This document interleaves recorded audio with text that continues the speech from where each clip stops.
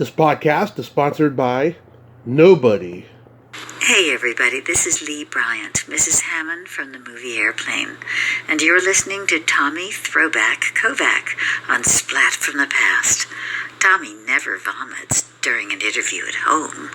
Hey dudes, welcome to Splat from the Past, the only 80s themed horror and sci-fi show where things can get totally radical. Now today, I will be welcoming a very special guest because I will be talking to Mallory Sandler. Now Mallory, she played the astrologer in the AM Today segment of Kentucky Fried Movie, celebrating its 45th anniversary. It's a Zucker Brothers, John Landis classic, politically incorrect sketch comedy movie. She was in mostly Zucker Brothers movies. She's also in the Naked Gun movies, at least two of them. Police Squad. She was in Airplane. She sells Robert Hayes his smoking ticket. She guest starred on Chips, Forever Fernwood. And she was also in High School High and Rat Race. All the Zucker Brothers stuff. And we're going to talk about all of that today, and I can't wait. We were supposed to do this last week, but things come up all the time in scheduling. It's been happening a lot lately.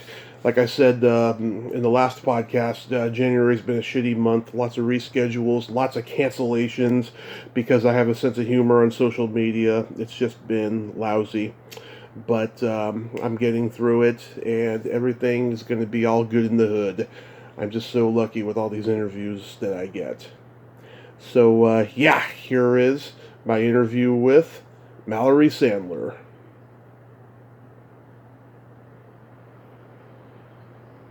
Hey, Mallory, welcome to the show. How are you today? I'm good. How are you?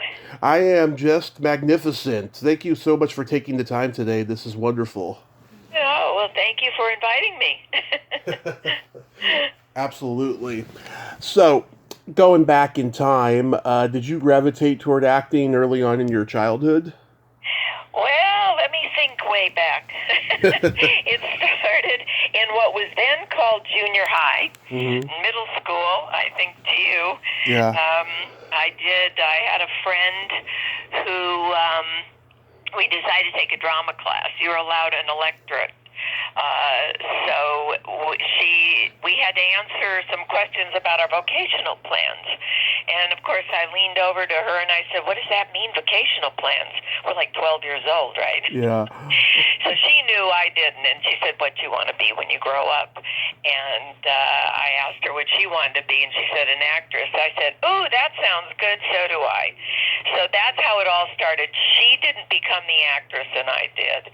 So I got the lead in the school play and went on to high school and continued on, and my favorite class, of course, was play production or drama class, and went on through a little bit of college, and then I may have mentioned that to you in our little text message that I wanted to go to a drama school. Right. And I had an opportunity to go to London and audition for the Royal Academy and the Guildhall School of Music and Drama, and there was another one that London Academy of Music and Drama.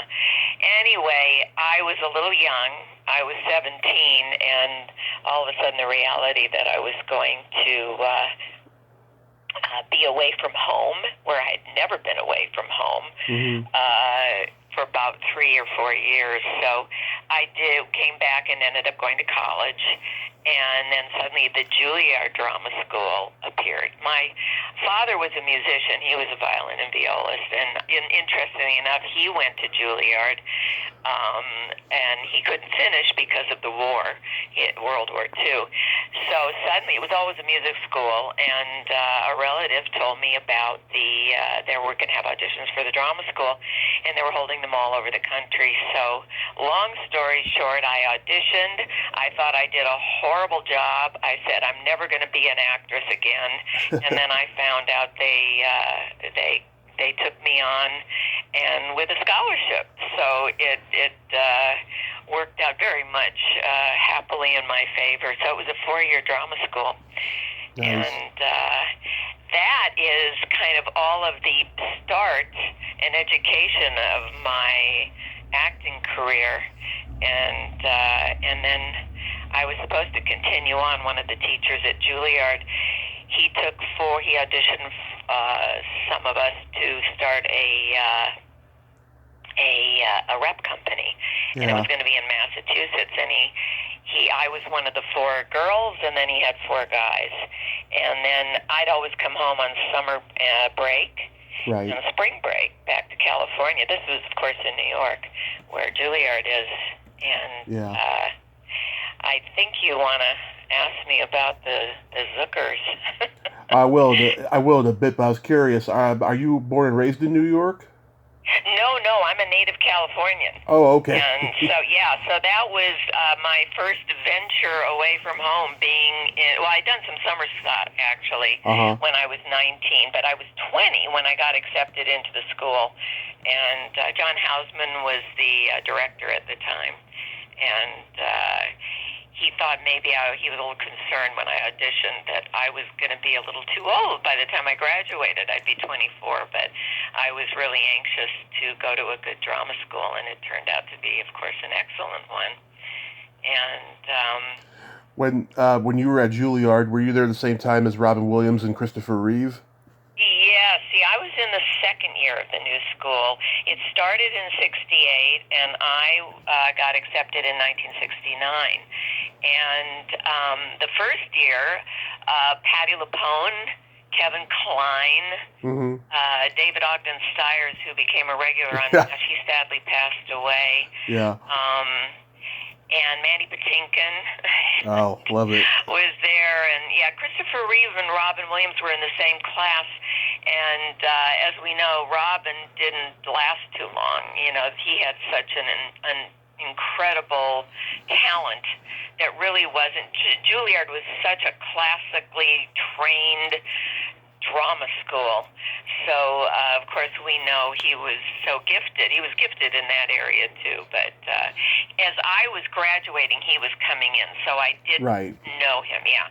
I think that was the sixth year, maybe. They go by groups, so I was group 2. And Christine Baranski was there when I was there. She's had a lovely career. Wow. So my career took off when I came back to L.A., and as fate would have it, the Zucker Brothers, and I don't know I don't think you knew this, they actually are my second cousins. Oh, I did not know that, no. Yeah, it's some interesting piece of information, and I didn't know that. I grew up in California. They grew up in Milwaukee, Wisconsin, and they're on my mother's side of the family, and I had never met them. And we had a first cousin of my mom's and her husband, who was an anesthesiologist. They were here in California. Anyway, the Zuckers decided, the Zucker Brothers and their whole group, they were doing so well with their comedy review called Kentucky Fried Theater out in actually Madison, Wisconsin, where they were going to college. And so they decided, let's take this show either to New York or Los Angeles. Well, crazy that they came to Los Angeles. Los Angeles back this was in the early 70s, was not a theater town. I don't know how they would have done in New York, but they chose L.A., and I think also because our cousin was a doctor, and he knew of a building on Pico Boulevard across from Rancho Park Golf Course. I know you said you're from California, right? Yeah, I'm from San Mateo. Yeah, so this is on the west side in West LA, basically. And it is a 2-story building. And so they decided, I think that may have been the decision maker. They decided to come to LA, and they built out a theater downstairs, and they lived upstairs. They created apartments upstairs. So I met them for the first time. Mom and Dad would have them over for dinner. And then they would start telling us about their sketches. This was a multimedia comedy review. And they would leave, and my mom and dad and I would look at each other and go, these poor guys, they going to ever make it in L.A.? It just didn't translate well by the telling of the sketches that they were going to be doing as opposed to actually seeing it. So on one of my spring breaks, when I came back I was still at Juilliard, I went to previews. And they recruited their audiences. They would pass out flyers at USC and at UCLA. And the theater, I think it sat about 130 people. And the place was packed. It became word of mouth. And it was a really clever show. And they had the back wall had would project a scene. So when you'd walk into the theater, on each side projected, also on the side of the stage, it was the Zuckers, Jim Abrams, who the three of them, of course, started out directing together, of course, with Airplane, and their one gal in the group, Lisa and Dick Chudnow, and then Steven Stucker. Oh, yeah. Steven Stucker was part of that, too?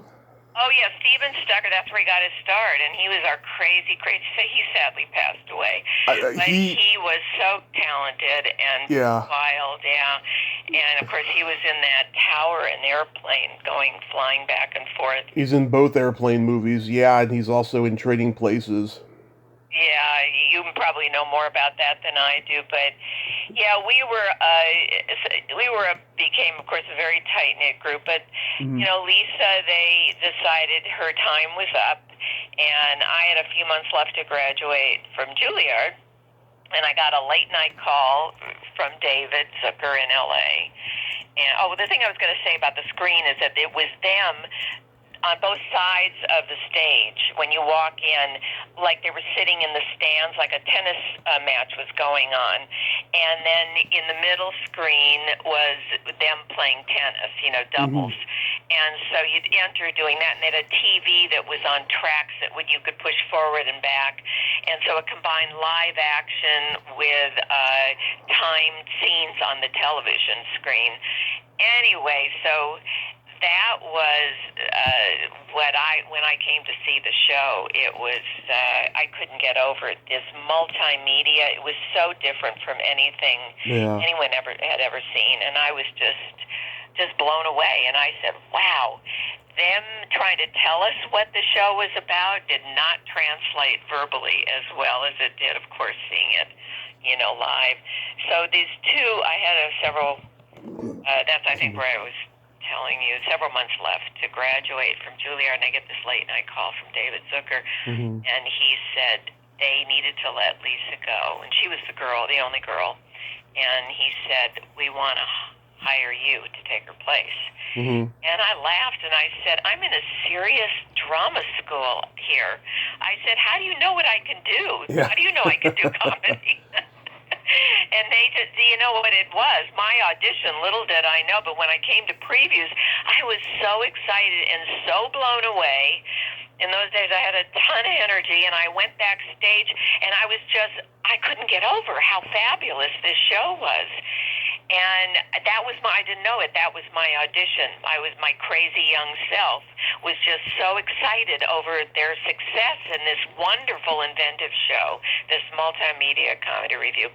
So I just said to David, I am so flattered. I also have a rep company I'm supposed to start in the fall. I got accepted. One of the teachers at Juilliard, I said, oh my God. He said, well, at least could you start for the summer? I said, well, you've got to wait for me to graduate. I put in 4 years at this school. I can't leave now. So they did wait. And practically I was home for maybe several days, and there's a knock at the door. I had, moved in with my parents before I found my own place. And it was Jerry and David. And they put me into a back room, closed the door at my parents' house, and they sat me down and they said, you're hired. You're doing the show. And, well, when am I starting? Were you going to have rehearsals? They said in 2 days.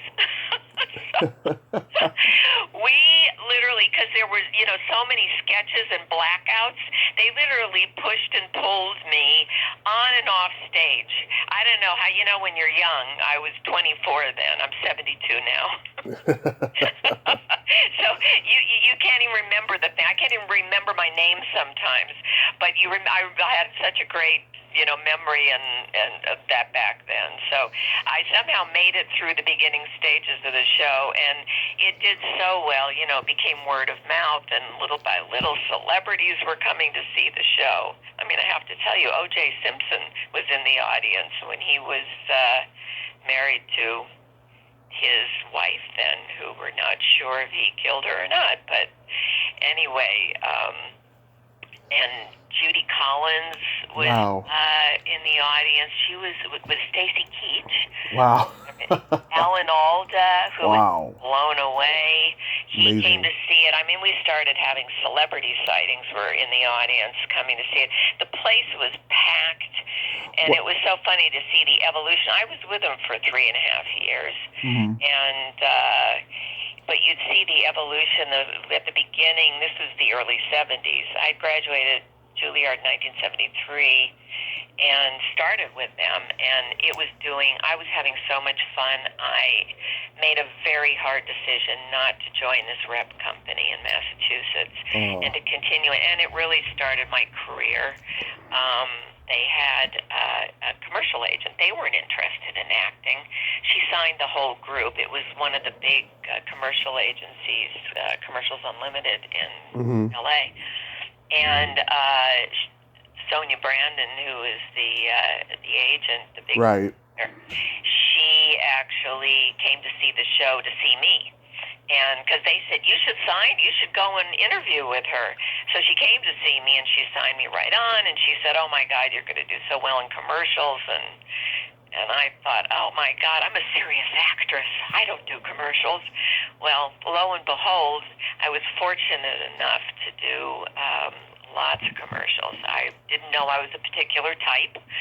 Thought I was unique until I went to my first audition and saw 25 other girls that looked just like me.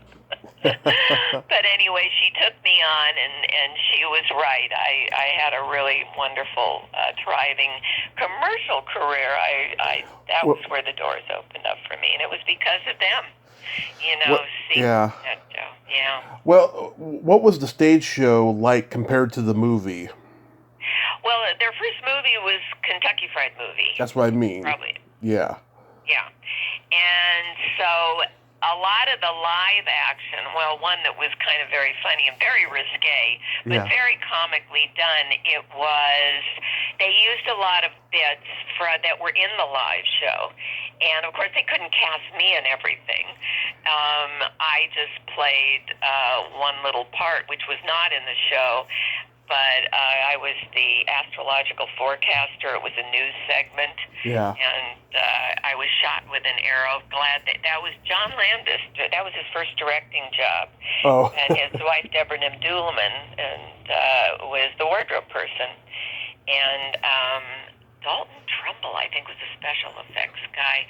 And he put this piece of balsa wood underneath my blouse, and he had a cord attached, and he was at the other end of the studio on a ladder, and I was supposed to be the Astrological Forecaster for this news segment.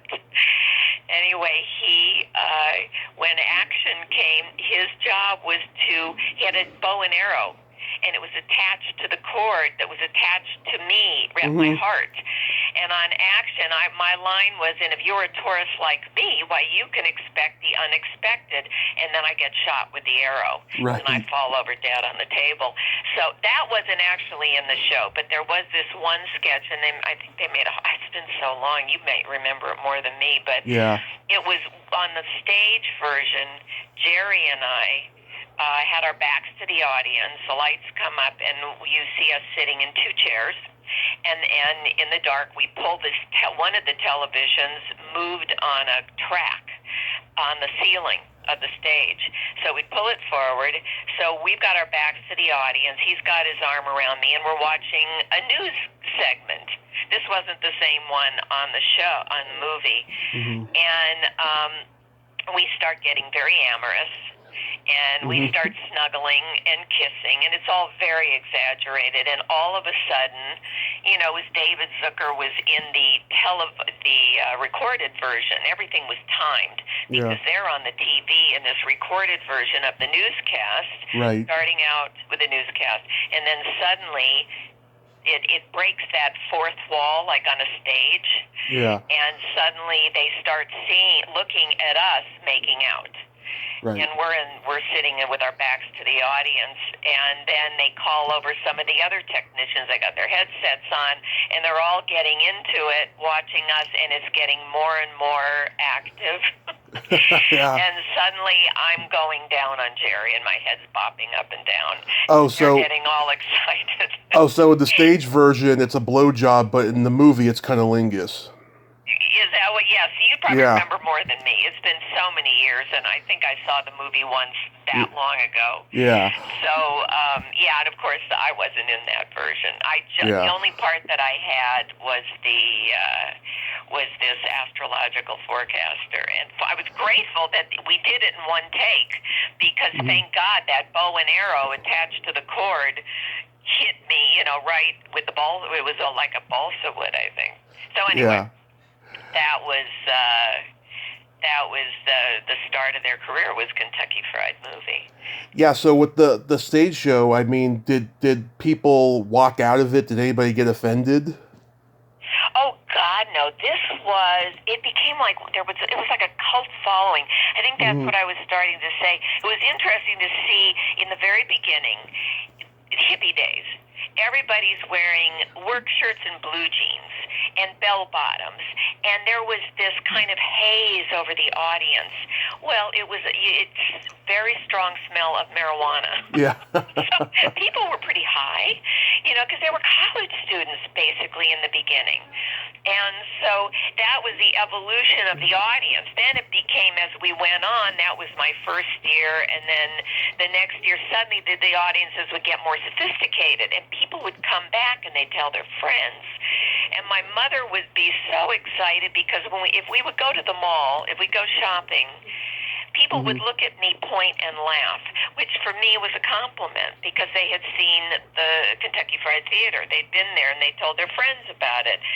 So they'd come again and again. And they did a second stage show. It was called My Nose. And our tech guy at the time, Paul, he actually made this huge nose. It was on the front of the building, and steam would blow out of it every time it would breathe out.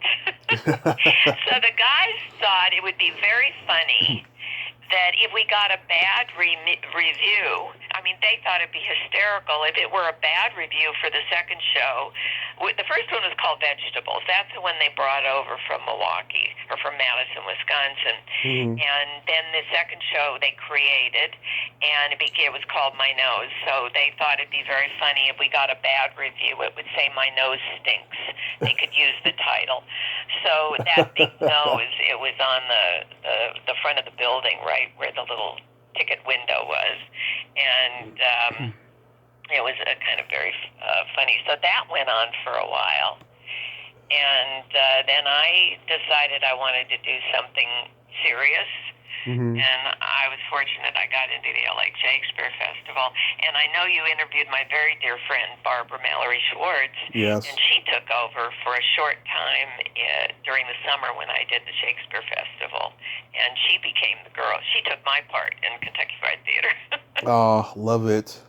Love it. So it all comes. Yeah, Barbara and I go back to when we were 16 and 17. We were in it was called the Teenage Drama Workshop. Now it's Cal State Northridge, then it was San Fernando Valley State College. So we're practically like sisters. We even share the same name. Yeah. Oh. Anyway, yeah.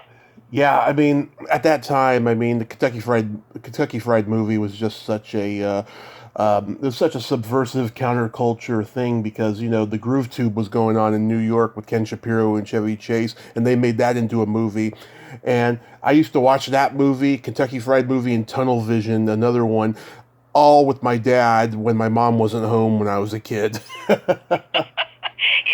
you have a great history. You know more than I do about movies. Interesting, you said Ken Shapiro. Yeah. And Chevy Chase. Ken Shapiro was in our show for a while. Oh yeah, I know. Yeah, and I think some of their inspiration, I don't know if they would admit it, and I won't say this for sure, but I think they got their, you mentioned Groove Tube. See, I would have forgotten that completely. Some of their ideas may have come from Groove Tube, but they invited him, I think, to be in the show. I was still in the show then, and he was in for a short time. And Chevy Chase, an unknown at the time, he was not in Saturday Night Live. He was begging to be in the show, and they kept turning him down, and he'd hang out backstage and annoy all of us. But so we knew, you know, when you get this old, you know a lot of people before anybody else knew who they were. Yeah. Oh, yeah. Back then, everybody knew everybody. There was no internet. Everybody was in the same business. It was just a magical time. It was a magical time. It really was. It was a very special time. But yeah, so that was me being with them for those 3.5 years. Of course, then Airplane, you became the big comedy classic. Now I saw that somewhere. Yeah. Saying that was a big classic. So before... that was something that I almost got the part of the second stewardess, Lorna Patterson. Oh, yeah. Ended up with that part. Julie Haggerty, when I was in New York, I went to New York a couple summers and was doing a lot of commercials, and I had agents sending me out. And it was at the time when Jerry, he came to New York with and Julie was there, and we actually snuck into a theater to go and watch Airplane. He wanted to see it just without a professional screening and see just with the general public how they'd react. So we snuck into it and stood in the back of the theater. He wanted to get a take. And I went to a private screening, and oddly enough, I ended up in the elevator with Patti LuPone. Was invited.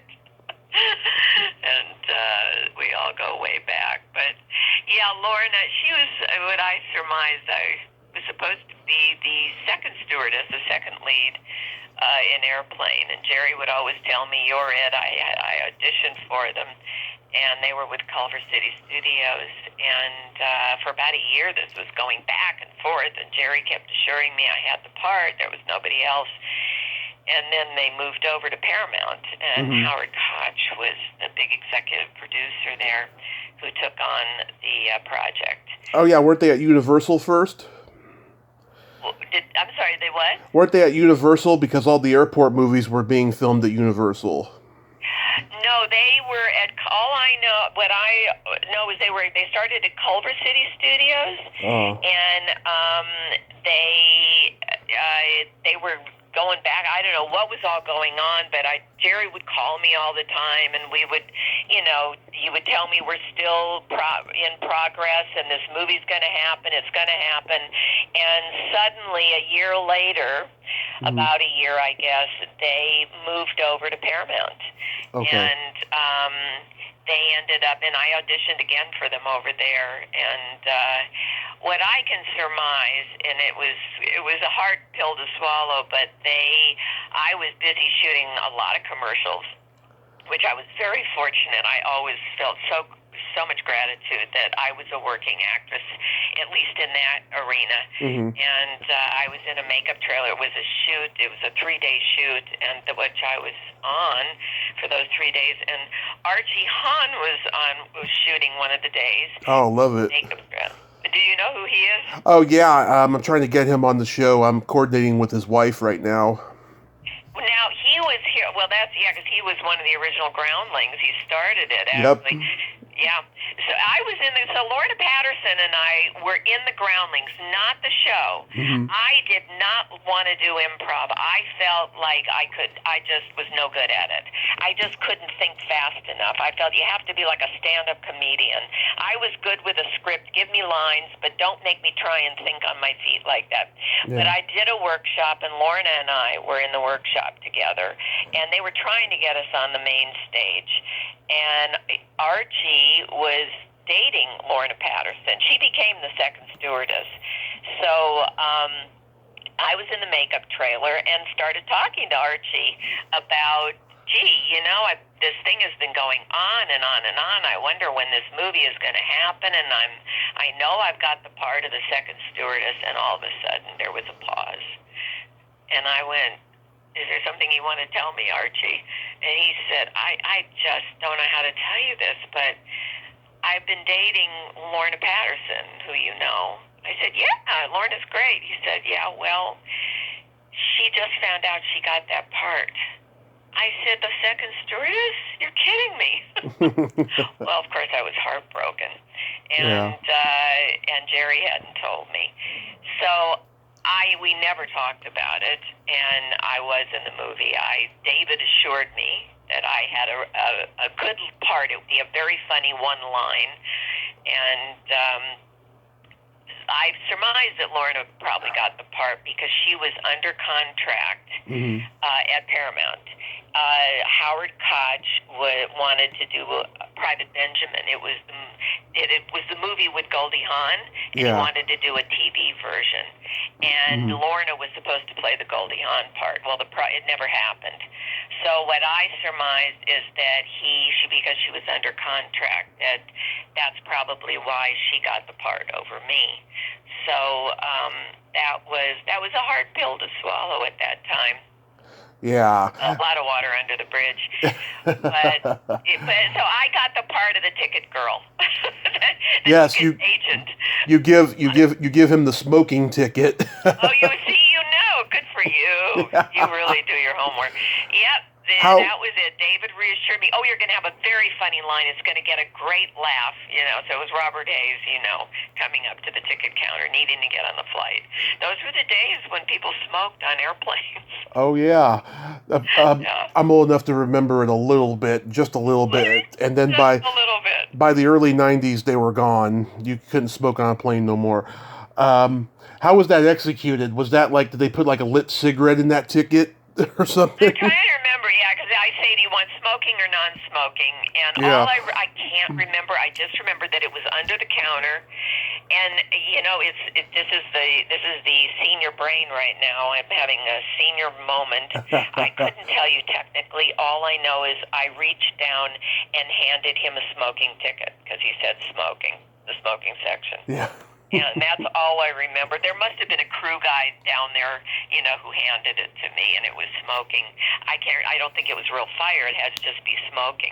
Can you remember that? Was it smoking? It must have been smoking. It was smoking. I that's why I was curious. I don't know what was in there. Yeah. So that was my big part. So this is why I always ended up getting parts. They put their sister in all their movies. Their mother in Airplane. When there was turbulence, there was a woman that was trying to put her lipstick on, and then they get turbulence, and her lipstick goes all over her face. Yeah, and she was Ricardo Montalban's secretary in The Naked Gun. Oh, God, I don't remember that. I was in The Naked Guns. I barely remember. I know I had a little scene with a shopping cart with Leslie Nielsen.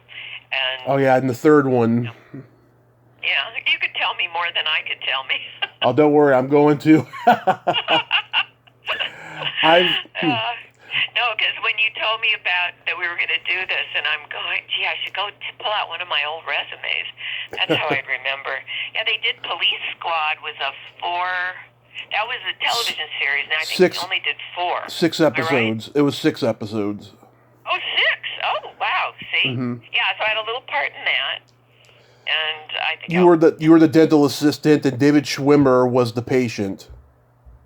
Oh, David Schwimmer? Yeah, well, I don't know if that's an internet flubber or not, but according to IMDb, it says he was the patient, and it was uncredited. Oh, and all I remember is I was holding the window. Yeah. Instead of it, and opening and closing it, Yeah. I probably have that on a reel somewhere that I wouldn't be able to watch anymore. You're my 4th guest from Airplane, though. I've talked to you, Barbara, Lee Bryant, and Joyce Bulifant. Oh, God, those are names from the past. Yeah. We all are. And they're all you are so proud to be a part of that movie. I mean, it's become such just a huge landmark in comedy. It truly has. I mean, I was so thrilled for them when it came out. This was a couple years ago that it was considered a comedy classic. Yeah, and then I think Rat Race, I'm just remembering that. That was the last movie that I actually did. Yeah, that's probably the last movie of that kind you'll ever see, with all these huge names doing a mad world type of thing. Yes, yeah. That's exactly. Yeah, I had a little part, and I was in They flew me to Las Vegas. I don't know if we were at the Luxor Hotel. It was so darn early in the morning. I think I had to get up at 2 a.m. and they picked me up at 5. Mm-hmm. And we shot the scene very quickly. And I know I was another ticket person, and it was Whoopi Goldberg. Yeah. Had a scene, and she was ad-libbing like crazy. I wasn't allowed. Well, I didn't want to do any ad-libbing. That would have been improv, and she's a whiz at all of that. But she was a lot of fun. But yeah, so that was the last. I think that was the last thing I did with them. Did you even though the Zuckers weren't involved in it? Did you see Airplane 2? They did it. You're kidding me. They did an Airplane 2? In 1982. Yeah. That rhymes. Well, that's news to me. I never knew there was a second Airplane. Yes, it's actually just as funny as the first one, even though the Zuckers were not involved in it. Okay, so. Oh, they weren't involved. Oh, okay, that makes sense. That's why I probably wouldn't know. They were doing Police Squad at the time, and I don't know I don't know what else happened there, but they cannot bring themselves to watching it. And I'll tell you, it's got the same tone as the original. The only thing that's different is the visuals and the color of the first one is not as light as it's not as light as the first one in terms of visual, because they shot it in a specific kind of a way, And the second one, the visuals are kind of darker, but it's just as hilarious as the first one. And I got so many favorite parts in that one. There's a scene where they're doing a flashback of when Robert Hayes is on trial. He's blamed for that whole plane thing in the first one, right? And the Jive guy is one of the witnesses, of course, because he was on the plane, right? And so he's going on a jive rant, and Steven Stucker not only plays his character from the first one, he also plays the stenographer in the courtroom. So when he's going on this jive rant, you see Steven with sunglasses on, and he's doing Stevie Wonder typing. It is hilarious. Well, he was brilliant at the piano. He could just improvise. We had a upright piano on the stage. So, and they auditioned him here in L.A. He wasn't from, Wisconsin. Yeah. And so he was an incredible addition to the show, wacky and zany. But so did the Zuckers. This is something you could tell me. Was their name a part of Airplane 2? Were they connected to it? No, they got of course they have to get a story credit because they created those characters, but no, they didn't have any involvement in it. But a lot of the same cast came back. Peter Graves came back. Everybody, almost everybody did. And yeah, it's just as good as the first, I think, And I'll have to look for it. Yeah, I'll tell you another little bit of family trivia.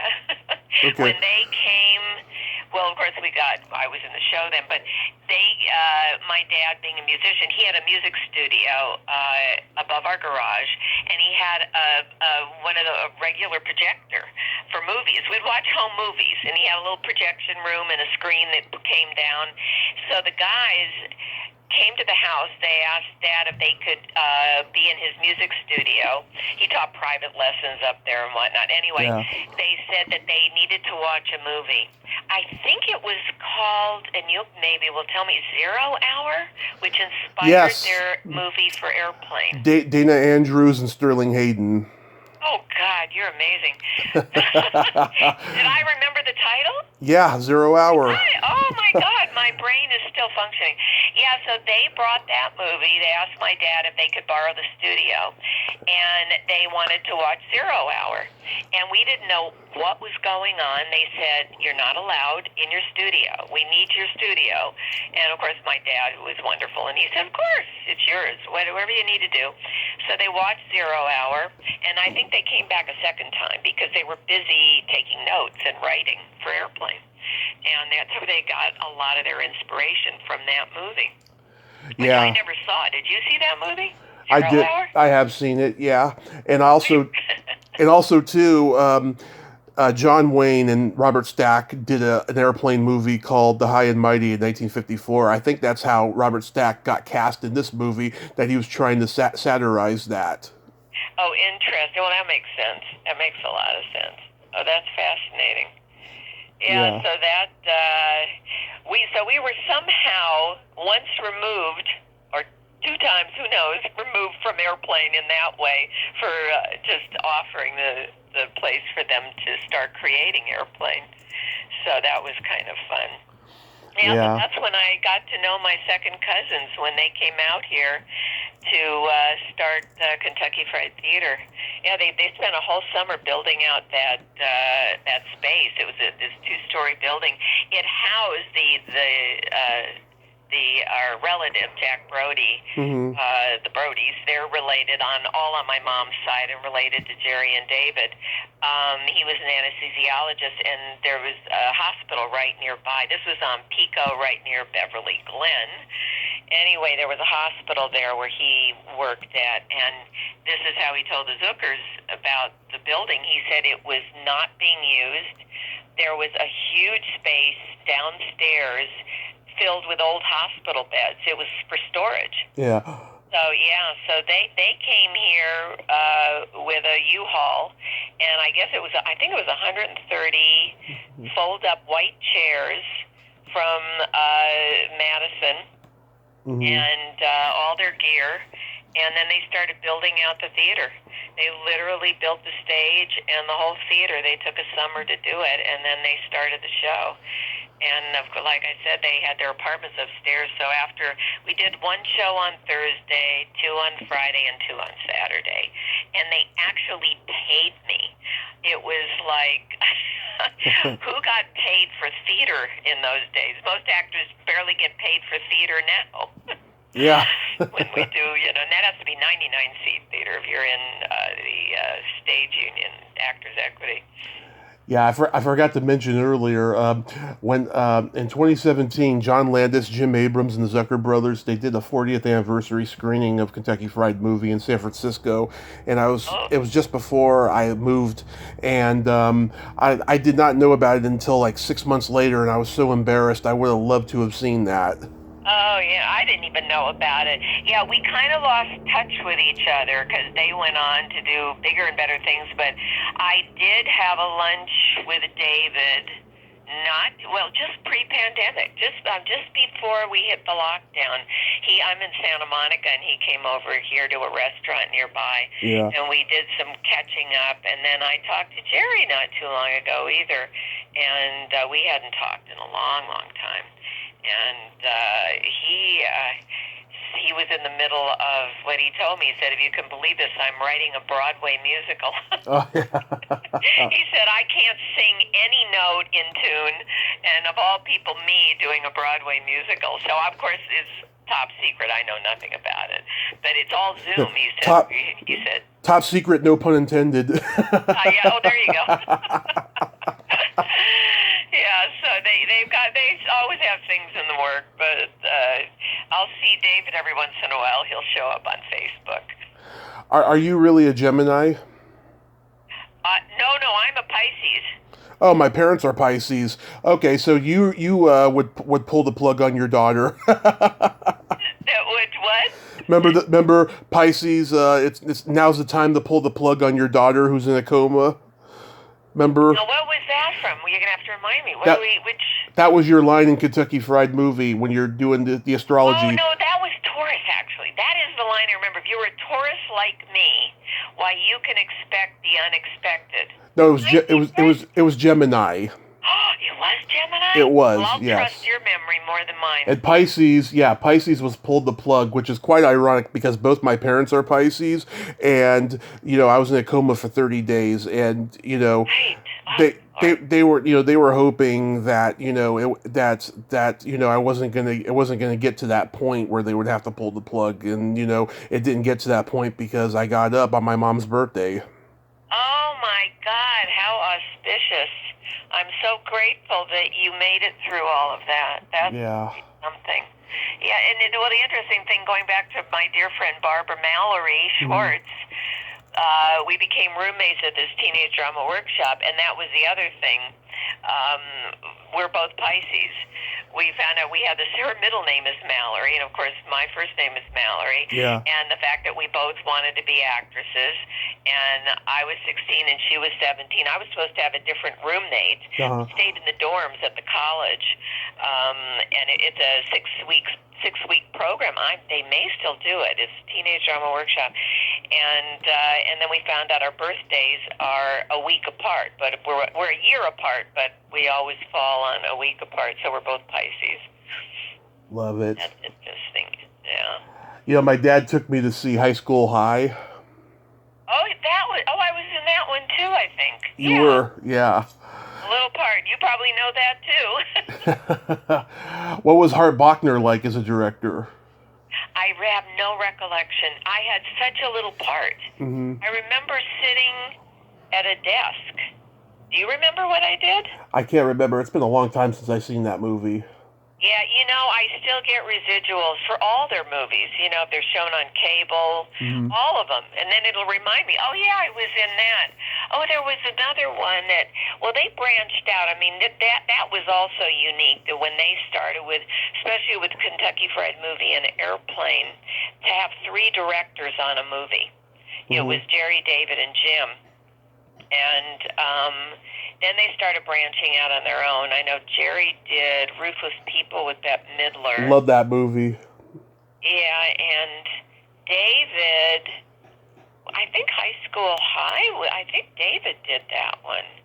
Mm-hmm. But there was another one I was thinking of. See, I already forgot what I was thinking of. Anyway, yeah, David did something else, and I remember I had a scene with Scott Bakula, but it never made it. I don't even think we got paid. But when I get these residuals, I'll go, oh yeah, that's right, I did that movie too. There were all these small parts, and I became like the family member, like their mother and their sister. Even they would appear in their movies briefly, which I think you probably know. I know in Airplane weren't they the ones motioning to the airplane? I don't know if that was David and Jerry. Which one? In Airplane, when they're outside, they don't do that anymore. Oh, the traffic directing? Thank you. Yeah. Come up with a word. Yeah. Were they both? Did they both do that part, or was it just one of them? I'm thinking it was both of them. I don't know. I'd have to go back and watch it. I think their inspiration for that was Alfred Hitchcock, because Alfred Hitchcock always would show up briefly in his movies. I love it when the young guy and the young girl are saying goodbye to each other like it's like it's a train, not a plane. She's like running after it, and she like falls into a tower and stuff. It was so funny. God, I'm trying to remember that bit. Yeah. Well, your memory, like I said, is so much better than mine. I literally have to go and watch the movie again. I think the only one that I recorded, because someone told me it was on, I think it was HBO, was Rat Race. So I actually went and watched that one again. I had forgotten. I met Robert Hayes 6 years ago at a horror con in L.A., Monsterpalooza. And I remember he had like an 8x10 of him as John Travolta in Airplane, doing the Saturday Night Fever. Uh-huh. And I just interviewed a guy this morning from Saturday Night Fever, coincidentally. I'm celebrating 1977 today. Wow. And I wanted to ask him about that, right? I had a lot of questions I wanted to ask Robert, but he's such a cool, down-to-earth guy. He kept asking me questions. It was so awesome. Oh, cute. Yeah. It was so awesome, because I had just gotten out of the hospital about a year before. I was walking with 2 canes because my strength was bad for a long time. It took me about a year to just walk with 1 cane, And so he was asking... How long ago was that? That was in 2015 is the accident. I just celebrated 7 years last week. Whoa, congratulations. So are you cane-free? I still walk with it occasionally when I'm out in public, but if I'm going short distance to go get the mail, I don't need it. Oh, wow. Well, God bless bless you. I'm so glad that you came through all of that. Thanks. Yeah, and I was wearing an Alice Cooper T-shirt, and he was complimenting me on that. He was just a great guy, Robert Hayes. Wow, yeah. See, I remember little because it was such a small scene, and, of course, he was the lead and Julie Haggerty, so they were very busy with whatever other scenes they were doing. I just remember waiting for me to get to my scene. So I didn't have too much contact with him. Yeah, they had to shoot his scenes around his schedule on the show Angie. Oh, wow. Because he was doing that show. I actually had an email conversation about 20 years ago with Gregory Harrison, and he told me he was offered that part in Airplane, but he had to turn it down. Oh, wow. Yeah. Oh, that's something. Yeah. And they did audition David Letterman, I heard. Oh, really? Yeah. That I didn't know either. I wasn't in on much of the inside scoop of what was going on. They kept everything very secret. We after being in the live show for those, I think it was about 3.5 years, and we really were. We became, theater people, movie people, cast. We all become like a family. Even though I got to know them as my family, but so it was more like on just personal level. How we would talk. I'd always go upstairs after the show, and they had a little living room, and Jerry got into sewing, of all things, and beanbag chairs were really popular at the time. We're talking the early 70s. So he had made beanbag chairs. They were in the living room, and then he started collecting pinball machines. Oh. And then candy machines.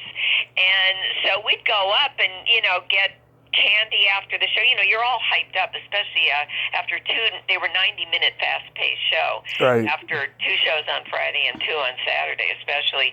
So we'd hang out upstairs. You had to kind of unwind. And then Jerry and I would go and hang out in his room and sit on his beanbag chairs. So, it was just all kinds of just family stuff. So when they started talking about privately, we knew something was up.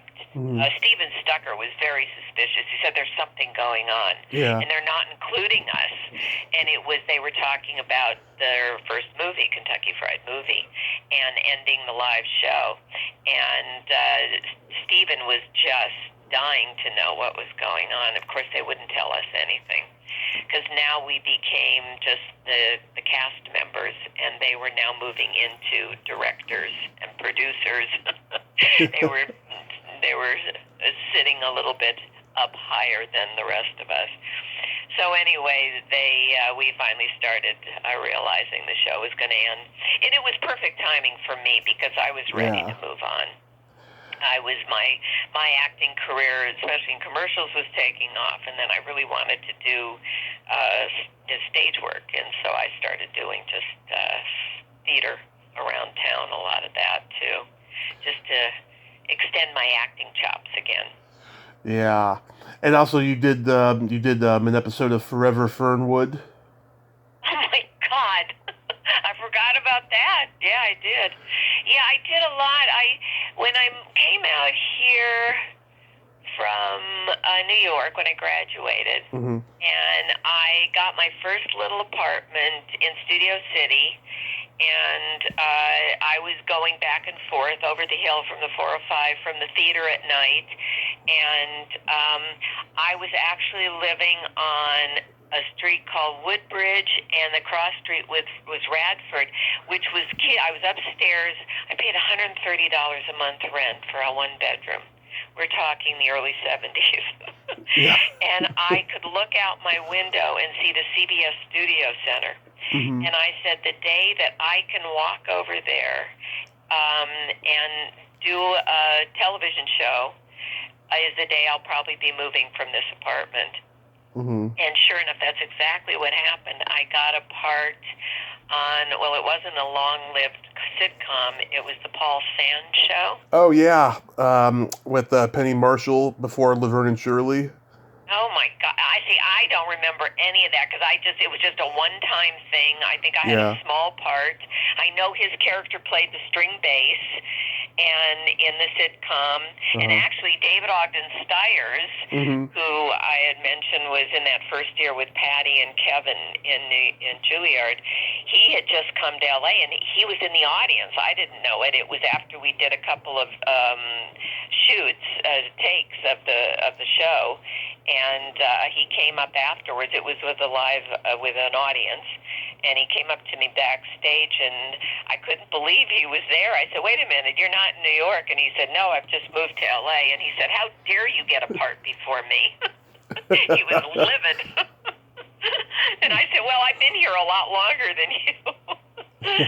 Anyway, and he was such a talented guy, but that was a short-lived sitcom. I don't remember how long it lasted, but it was a short. I forgot about Forever Fernwood. Wasn't that a spin-off from Mary Hartman? Yes, it was. Greg Malavy, he's been on the show. Great guy, class act. I love him. He's a great guy. Yeah, and Mary Hartman? Wait, was that her name? That was right? Louise Lasser. Was Mary Hartman? There you go. Sorry. Yeah. I've been told at the time, she was the worst Saturday Night Live host there ever was. She was a real diva, they said. Oh, real? Oh, how funny. Okay. Well, you want to talk about divas? This is really veering off. Now you're jostling my memory. Because of Kentucky Fried Theater, I got hired at NBC Studios to be on the Mac Davis show. Okay. Okay. And so I was, whenever they needed an actress, I was like a regular on the show. So they did comedy sketches. And I remember the first show that I did was with McLean Stevenson. And I was so nervous. I'd never done this. Was a 3-camera shoot with a live audience. Mac Davis was adorable. He was such a sweet man. Yeah. And he'd always call me Sunshine. But I was so nervous. And so McLean Stevenson was very sweet, but he took me in his dressing room and he looked at me and said, "Is this your first time doing TV?" And I said, "You mean you could tell?" He said, "Yes." Anyway, but the diva, and God bless her, she's gone now too, Cloris Leachman. You know, they always had a guest celebrity on the show. I remember Gladys Knight and the Pips. Gladys Knight, I think, not the Pips, but Gladys Knight was a guest celebrity. And I would always and Ruth Buzzy, I would always be in the sketches with them, whatever they needed me to be in, whatever part they would give me. But we went into the big studio the week before for the table read and walked in and sat down. Those were the days when people smoked, and there were ashtrays on the big long table. Yeah. And everybody was getting ready to sit down to go through the script, and Cloris Leachman walks in, and she immediately walked out. People were lighting up their cigarettes, and we found out she absolutely would not sit at that table until all the cigarette smoke had cleared and all those ashtrays were taken away. And so they ran around and cleared the air and took the ashtrays away and said nobody can smoke, and she never returned. Even though they did all of that for her, she decided she didn't want to come back, so they had to quickly get a replacement. And I can't believe I'm remembering who it was. It was, do you know who I'm talking about? Nanette Fabre. Oh, yes, that's Shelley Fabre's aunt. Oh, well, you're amazing. Oh, my God. You know everything. Yeah, I didn't even know that. But anyway, she took over. She became the guest star for the week. And she was very sweet, but that was the diva. Yeah. That's the diva I remember. Anyway, God bless her. She's not with us anymore. Yeah, she was great though. Yeah, she was. I can understand. In this day and age, we would appreciate what she had done, but then nobody had that awareness. Do you remember anything about Chips? Oh my God! You know everything that I've done. All these parts. It was another small part. And I remember very little. Yeah. Yeah. I'm sure that the leads were Eric Estrada, right? Right, and Larry Wilcox. Oh, there you go. That was the other name I couldn't remember. Yeah. It was a one-day thing. I think everything I did, I really wanted very badly to get beyond commercials. I mean, to be a working actress and bringing in all those lovely residuals was wonderful. And, like my dad, who did a lot of recording, he was a recording musician also and a classically trained, and he could have been a concert. He did a lot of concerts, but he also wanted to have a family, so he made his choices, and he was a great inspiration for me because I said I'm an actress, a serious actress, and I'm getting all these commercials. This isn't who I am. And he said, a rose is a rose is a rose. He said, you'll find out in this business that whatever comes your way, as long as it's paying you, and these commercials are paying you handsomely. And you are very fortunate to be a working actress, because most actors and actresses spend their time at night, especially being waiters and waitresses. And I did. I learned early on. I was very, very blessed to have that part of my career. But so the theatrical end of it was not as easy. I also got known, and sometimes I'd have a half a dozen commercials running, and I just didn't quite make it. People will say, well, what commercials did you do? And I said, well, they're not long lasting. But I said, my claim to fame. It's funny, I just saw Dee Wallace was being interviewed. I love Dee. Spiritual. Pardon? I love Dee. She's been on 4 times. Oh, yeah, she's a doll, and I saw her at one of the last in-person auditions. We kind of grew up together in the commercial world because we were kind of the same type. And she was even more Midwestern than me, and she is Midwestern. Yeah. I got more of that little California edge, but she started out in commercials. And, the claim to fame, and she does spiritual work, and I too. That's where my life has taken off, and I've been on a spiritual path for 41 years. But we had quite a lovely embrace. It was at a big casting studio, just pre-pandemic, and I thought, oh, she's a big star. She's gonna remember me. And as soon as I walked in, and there were a lot of people. This is a huge place, and I looked and I went, oh my God, that's Dee. And she looked at me. She went, Mallory. And of course, she's as warm-hearted as you know. Yeah. And we had this lovely embrace, and we didn't get a chance to really talk. But we were, and I told her very briefly, I said, we were in the same movie together, E.T.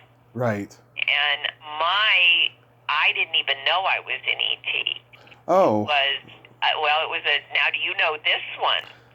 Do you know I was in E.T.? No, because it's not written on your IMDb. Of course it's not. I didn't know I was in E.T.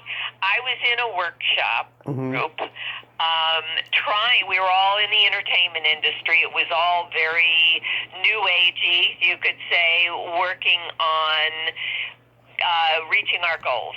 And my goal was to get a really good theatrical agent for film and TV.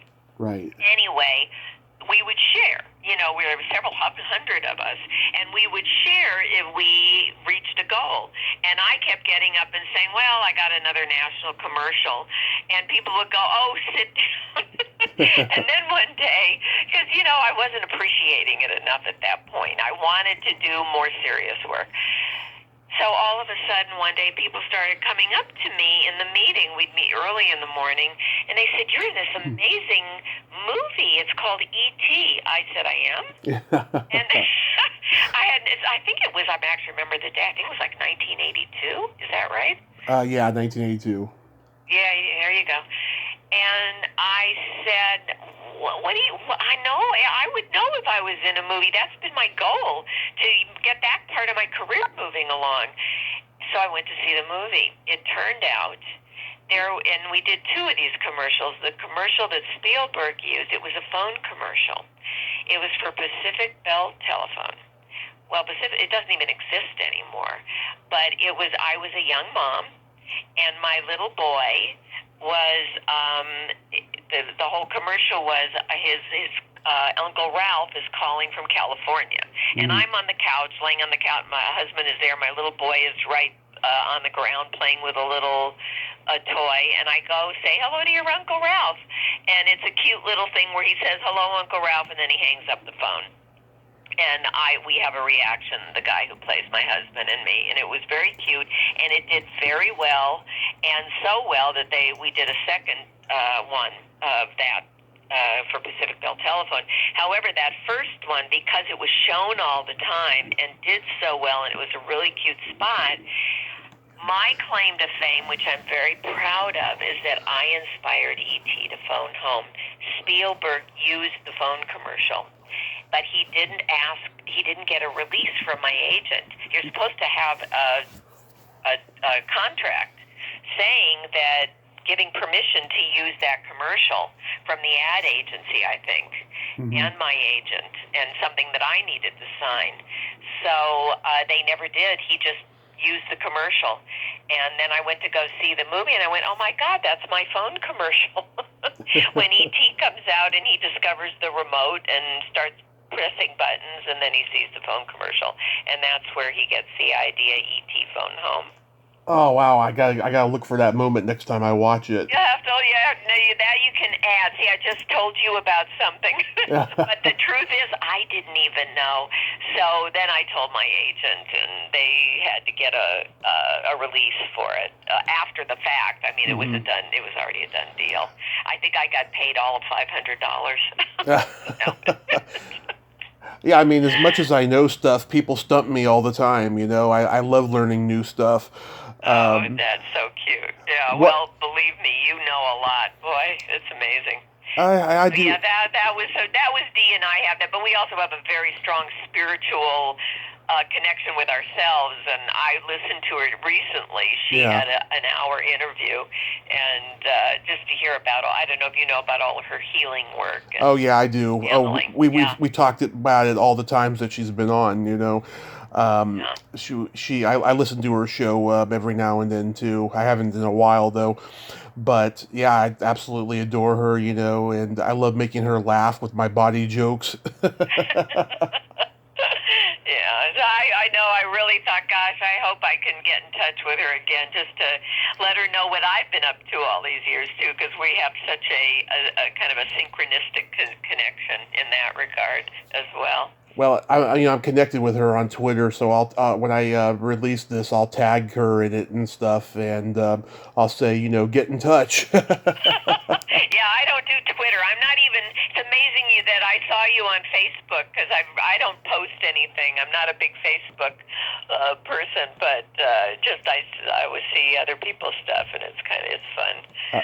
I meet people all the time that aren't, you know, big Facebook people, so I totally get it. Yeah. So what? Older folk is what you're saying. Old, young. I mean, there's a lot of people that are just on to be on. You know what I mean? Yeah. It just gets to be too much. Yeah. What are some of the things that you endorsed in commercials? Well, some of the things I've endorsed. Oh my God! It's like, that's the crazy thing on a resume, when you, instead of listing your commercials, because it could be. I taught acting workshops for commercials, for on-camera commercials for 15 years for actually a woman who created the whole thing, Carolyn Berry, who she sadly passed away. But when you do your resume, especially if you were blessed as I was to be able to do so many commercials, it was here and in New York, several hundred. She informed me, Mallory, you've done at least several hundred commercials. And I said, well, you don't count. And so you say on your resume under commercials, list available upon request. So I wouldn't even know where to get that list, because I was with Commercials Unlimited for probably 15 years, I imagine. It was, in my 20s into my 30s and early 40s, and then I've had a couple other agents since then. But I don't do much of that anymore at all. But there was one I'm remembering, because all my commercials were shot in the Los Angeles area, basically. Mm-hmm. And then when I decided to go, I did 2 summers in New York. It was back in 80 and 81, I believe. And because on the West Coast, we were always shooting commercials. And then in the summertime, the West Coast actors and actresses would go to the East Coast because that's where it got more active in New York. So I decided to do the bi-coastal routine, and I went to New York, and my first summer, I ended up you could get as many agents as you wanted. In California, in LA, you only have one agent. So the first time when I started hitting the pavement and passing my resume around, I was very fortunate. A year before that, and I didn't even know it, I was a spokesgirl for a feminine pad. Oh. Sure. And natural. And I had shot it in, actually, I didn't shoot it. That was the first time I was actually waiting for my number to be called at a theater in Hollywood for a play. I was outside, and all of a sudden, this was way before cell phones, someone came out and said, "Is there a Mallory Sandler here? You need to call your agent." And so I said, "How did she find me here?" So I went in, and they let me use their phone, and she said, "You need to go back home immediately. You just got the part in a national commercial. You're the spokesgirl for Sure and Natural, and you need to get on this flight immediately." So I got to New York. They said, "Get a pair of underwear and your toothbrush and head to LAX." So I got there at midnight, and I was up bright and early. I barely slept. And the studio was nearby at the hotel where they had me staying. And it was just a huge, huge amount of dialogue. And then I was brain dead. After lunch, they decided to change all the dialogue. Anyway, that commercial was shot. Somehow I made it through, and it was, unbeknownst to me, kind of like what happened with E.T., the next summer is when the first time I decided to go to the East Coast to New York and see if I could get work in New York just for commercials. So I went into one of the big agencies, J. Michael Bloom, and I was all set to, they gave me a couple of pieces of copy to audition with. Went in the bathroom and went over everything, and then came in and then walked into one of the big agents' office. Excuse me. She said, "Sit down," and I was ready to audition. And she looked at me and she said, "Aren't you the Sure and Natural girl?" I looked at her and I said, "Wait a minute." Because I was trying to remember, because it had been a year since I shot it. And I said, oh my God, yeah, I did that commercial like a year ago, and I did it in New York. The only time I ever was flown somewhere else to do a commercial. She said, "Oh, it's all over the air right now." She said, "Put that copy down, I'm taking you on." So that one, of course, I remember. That one sticks out because it was a big national commercial, and it's what started getting me the agent. So I had about 4 agents that were sending me out on commercial auditions, and I was booking them right and left within a couple of months. I was there for the summer and started booking. It was like Christmas in the summertime. You couldn't do that many in LA because I was going out like sometimes a half a dozen times a day on auditions. So the odds were a lot more in my favor to book something. As opposed to maybe, 2 or 3 times a week, barely, in Los Angeles to go on auditions. So what do you got going on these days? What? What do you got going on these days? Oh, well, now it's all these self-tapes, which I have an agent, but the auditions are so far and few between, and my interests have really evolved for so many years now. I'm very involved in my spiritual path, of course, and since we're talking about spirituality, and you've talked with Dee. I do a channeling of sorts. It's called the Akashic Records, and that's our soul's journey through all our lifetimes. And that was something that came about. It's probably been about 6 years now. Where the path that I'm on is called City Yoga. That's 41 years now. But somebody on my City Yoga path, it was a series of synchronistic events, and it turned out she was having a certification training at her home with the woman who had done my Akashic reading, my Akashic Records reading. She's in Chicago. Her name is Christina Cross. And so she had never been to L.A., and the woman who decided to host her, who had already been doing readings for people, and she suddenly emailed me through our correspondence with each other and said, Christina is coming to town. I'm hosting her in my home. I really feel this is something you need to do. And I thought, I said, oh my God, I know who she is. I had a reading with her, and it was phenomenal. And I said, I don't think I can do that. Well, I ended up doing the training, and then I did her advanced course. She came back to LA again.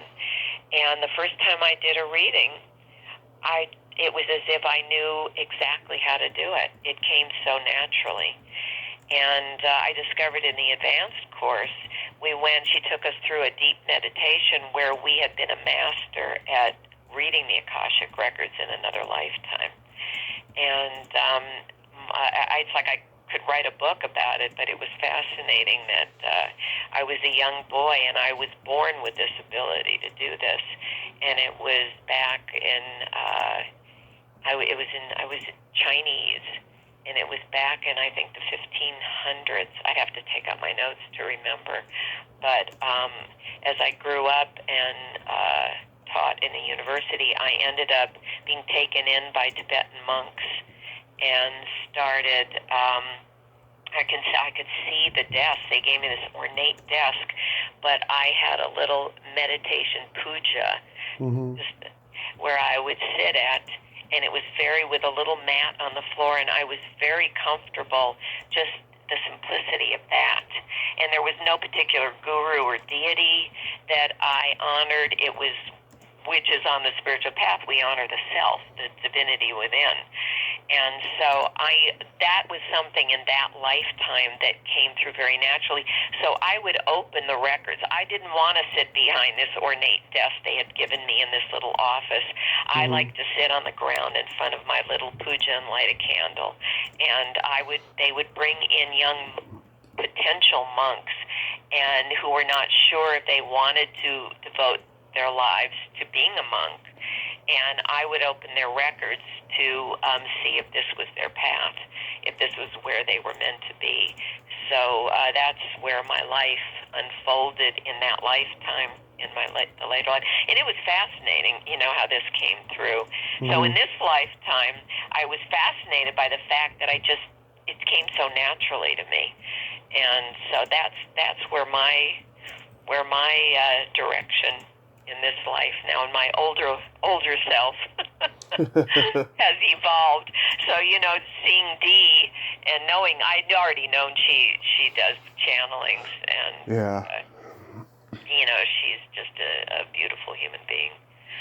So we've kind of taken similar paths, and it's so funny how we both started out as these very serious actresses, but who started in commercials. But she still works. She still has the joy. When I listened to this interview with another spiritual person who was interviewing her for an hour, and she still has that joy for acting. And for me, it was that passion that I had, and it really is a letting go of the ego. When I got on the City Yoga spiritual path that I've been on all these years, that the ego dissolved for that. It became, and it was a mystery to me. Why do I not have this passion for acting anymore? With my Akashic Records, I was just done. I was, in this lifetime, I've been an actor, an actress, and a singer, and a dancer in many other lifetimes. So all that came naturally to me in this lifetime. I was Lady Macbeth in high school, and I didn't have to take a class in Shakespeare. I understood the language completely. And, of course, I didn't know why. But in this lifetime now, with the Akashic Records, I was there in that lifetime. I understood Shakespeare, and I knew how to be an actress. So I've moved on from all of that. But I've always said, if a commercial comes my way, if I could ever figure out how to do a self-tape, I've got the ring light and I've got the whole thing. I ordered it online, and I still haven't used it.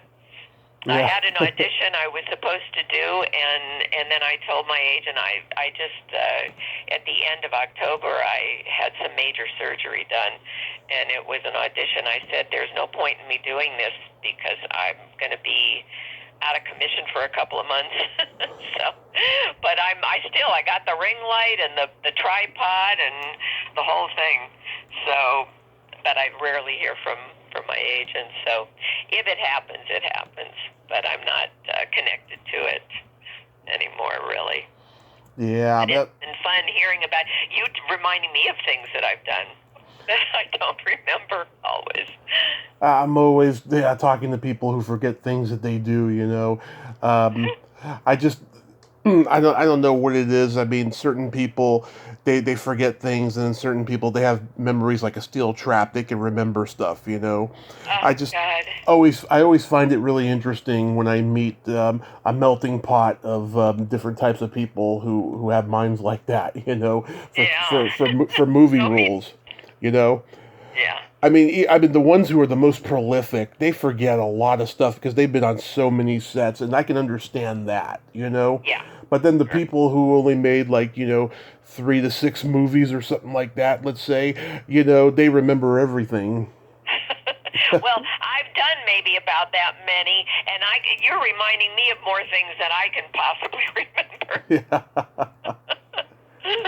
Anyway, so but I was very grateful, and I always was grateful for the commercial part, of my acting career, that I was able to be a young actress and make a wonderful living, in that way. And I always had a lot of gratitude for that. I always say, gee, I wish I could have done it reverse and have that now in my life, all those wonderful residuals coming in. Now if I get something Airplane can still pay okay. Maybe I'll get $15, but I'll see a laundry list of, also My Life. That I just remember that was a movie and that was an unknown Nicole Kidman. Mm-hmm. And Michael Keaton. And it was a movie, I don't even know if it ended up in the theaters. David directed that. Oh, no, not David. It was Bruce Rubin. Oh, okay. Yeah. Who actually, it was also on the spiritual path that I'm on. He did Ghost. Bruce Joel Rubin.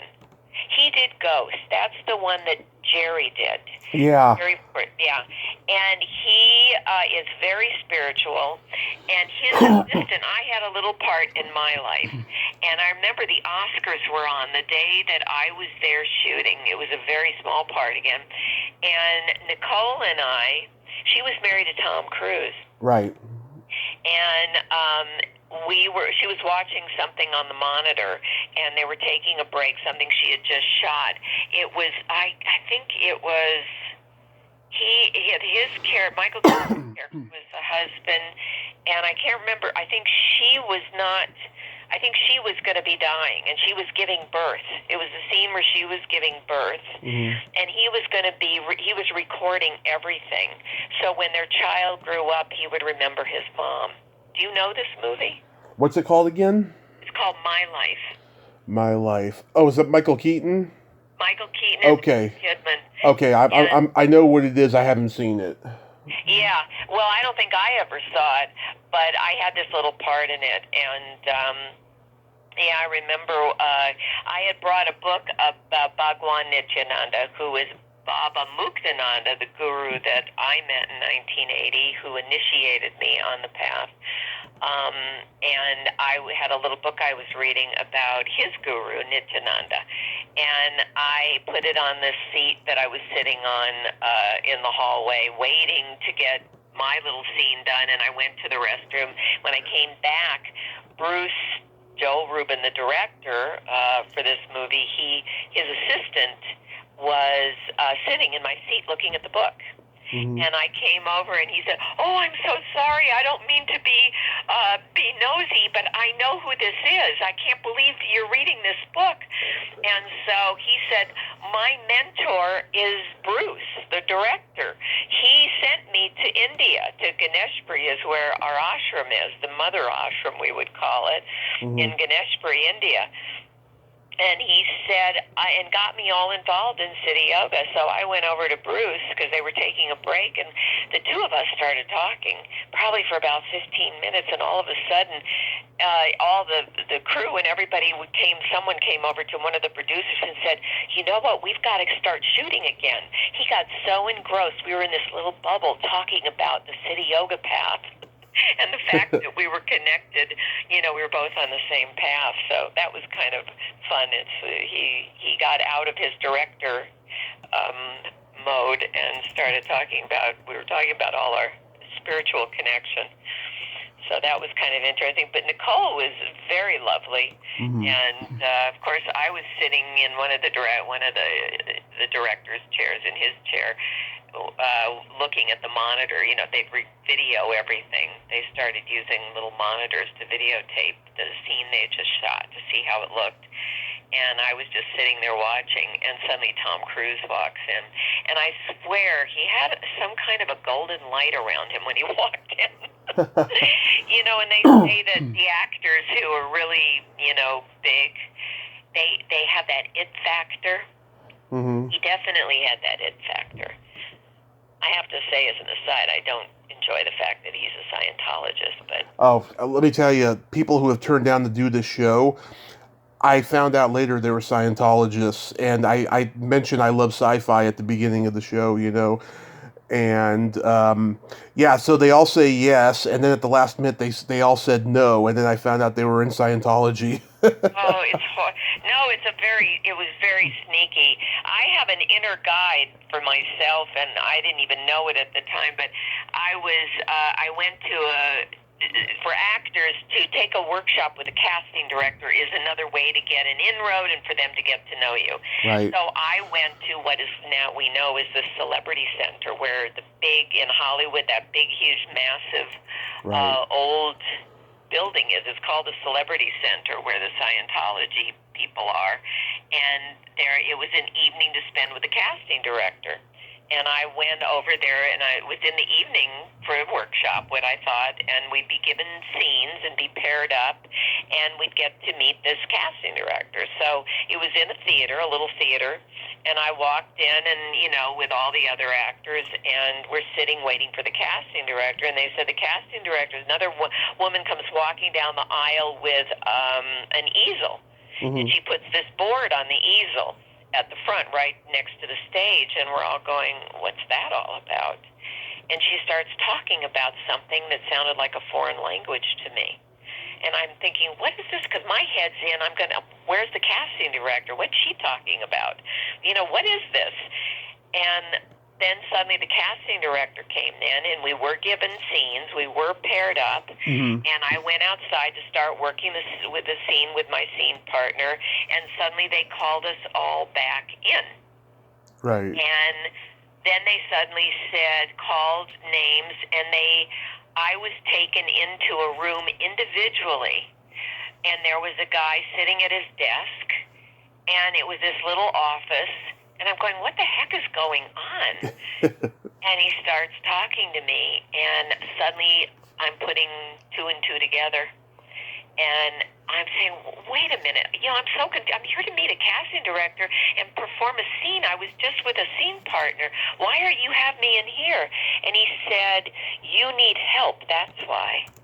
All of you that come here need help. And he said, and we are here to help you. They also called it Dianetics. Mm-hmm. And I said, wait a minute. And I started seeing the books on the shelf. He had books all around. And I told him, I'm on a beautiful spiritual path called City Yoga. I said, I don't need help. I said, I'm very blessed and very fortunate to be on the path I'm on. I came here to meet a casting director, and you are trying to sell me something here. I don't know what there was this force, this inner force that overcame me because I was not that demonstrative. Yeah. And I stood up and I left. I said, I am leaving. He said, you need to stay. I said, no. And I walked out. I mean, I felt like I was going to be held captive. Yeah. I didn't have a strong enough inner guidance within me. It's a cult. And I still get their magazines. They still, after all these years. And that was probably, God knows, 30-some years ago. Yeah. It's crazy. It's a celebrity, under the guy. And Tom Cruise. Well, he doesn't get the treatment that a lot of them, the way they were treated. What's her name? And I don't watch it. It comes on before Seinfeld at night. Oh, Leah Remini of The King of Queens, right? Yeah. Oh, yeah, I've seen her documentaries about Scientology. Yeah. Oh, yeah, I find it fascinating. I'm just curious to see, because she was so involved, and she grew up in it. It was her family, right? Her mom got her all involved. Oh, but the horrible things that they would put you through. Yeah. Anyway. Oh, yeah, when you rescheduled on me, I thought to myself, oh, God, either she's a Scientologist or she saw something that offended her that I posted. So I post very inappropriate memes on Facebook and Twitter and all of that. Oh. Well, you're fortunate. I never see any of it, so I'm pure as can be. I've always been told I'm way too gullible. Yeah. I think I'm just remembering the Zuckers. We were backstage at Kentucky Fried Theater. Oh, yeah, now I remember what it was. It was my birthday. Mm-hmm. And after the show, they brought in a big birthday cake with candles on it. Mm-hmm. And they would tell jokes, of course, and I would never get them. And I'd always say, well, it's my genetics. My parents never got jokes. And so anyway, they would tell a joke, and everybody'd be laughing, and I'd be sitting there going, huh? Question mark? So guess what was on the top of my birthday cake? It wasn't Happy Birthday, Mallory. Huh? Yeah. Question mark. And that was a running joke with me. I never could get a joke. To this day, I still am not good with jokes. Okay, let me put you to the test. Uh-oh. What do you call a boy that doesn't masturbate? A boy that I wouldn't have the faintest idea. A liar. Huh? It means you call him a liar, because every boy masturbates. Thank you. See, yeah. This is how you have to tell me. Now I get it. Yeah. Now you have had proof. The proof is in the pudding, as they say. I'm terrible with jokes. My father, he couldn't even tell a joke. I remember one time he tried to tell a joke, and guess what? He was good with telling, but when he got to the punchline, he couldn't remember the punchline. So I blame it on my DNA, my genetics. We're terrible with jokes. Yeah, I have like a whole Rolodex in my brain of jokes that's going back. I'm sure you do. Going back to my childhood. Yeah. Oh my goodness. I just found out about I found out in depth about folklore, right? And jokes is part of it. I thought that was pretty interesting. The jokes that are passed on to like generations as folklore. And I saw a podcast interview with a folklore expert. I think I'm gonna reach out to her and see. She told a joke that I've heard a million times, but the way she told it was so great because she did the smirk right after, and it was like to show it as time to laugh. It was just so brilliant. Oh, that's interesting. Yeah, there's a lot of sayings that come from ancient. I was just talking to somebody about this. And I can't think of anything right now. A lot of saying, oh, I know, that's how it came about. Someone says, I love you to death. And I said, we've heard that for our whole lives. I love you to death. And I said, that's really a terrible saying. But then if you look these sayings up, they come from back in the good old days, the olden days, however you want to describe it, that there's a reason behind why they would say, I love you to death. It comes from, I don't know if you call that not folklore really, but there's an actual real meaning behind it. And I can't think of, see, that's the problem. I can't think of any of the sayings that we will say without even thinking. But there's a history behind it. Right. Behind it. Like the joke she told, she said, why do blondes have purple belly buttons? Because they have blonde boyfriends. You're telling the wrong person. I don't know what.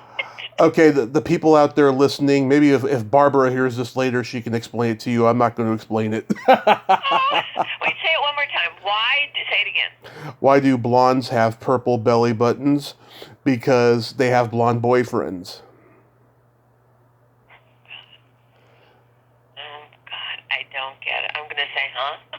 Means blondes are stupid, and the boyfriend, he hit the wrong hole is what he did. Oh! Well, what's the purple, though? Because the top part of the penis is purple. And oh, well, is that always necessarily true? I think it's either that or the fact that he bruised her belly button, I think. Oh, maybe that might be it. Oh, that makes more sense. Yeah. Because in my experience, and I was married, and I did have boyfriends. Yeah. Okay. Well, now you've explained it. And I think you just figured out more of it, too. Yeah. Anyway, well, as I am looking at the time... Yes, Mallory, this has been an awful lot of fun. I love interviews that are spontaneous like this. You were just giving me so much, and you were so kind and just generous. Yes, I thank you so much for coming on today, and I'd love to stay in touch with you, and please be safe, out there in this crazy time. No more accidents. Oh, no. That's I retired after that one. Good. Well, it's been a pleasure, Tommy. I really appreciate it. Thank you for finding me.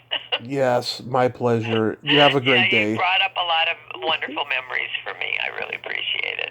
Oh, thank you. You have a great day. You too, sweetheart. Thank you. Okay. Bye-bye. Well, there you have it. Mallory Sandler. Ain't she a sweetheart? Oh, what a sweet, kind lady. I'm so glad I got to talk to her today.